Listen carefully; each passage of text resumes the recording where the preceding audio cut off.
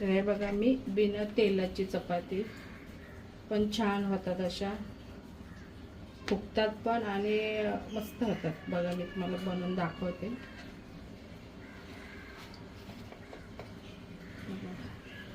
अजिबात तेल वापरलेलं नाही मी.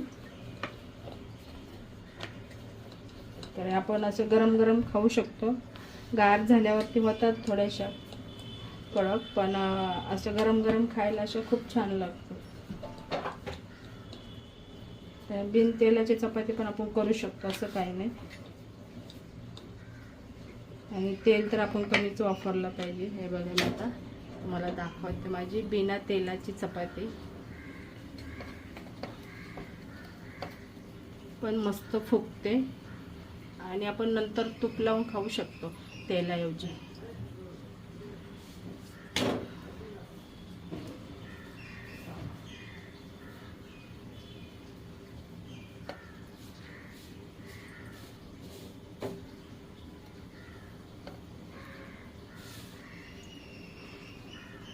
तर तेल आपण जास्त खाल्ल्यामुळे आपल्याला तब्येत वगैरे होतात. त्याच्यामुळे असे आपण रोटी बनवून खाऊ शकतो सकाळी नाश्त्याला वगैरे गरम गरम. तर असं थोडंसं आपण दाबायचं, बरोबर फुगते. बघा, बघितलं, बिना तेलाची, काही सुद्धा अजिबात तेल नाही मी वापरलं. बघितलं का किती छान होतात अशा चपात्या. तेल लावायची काही सुद्धा गरज नाही.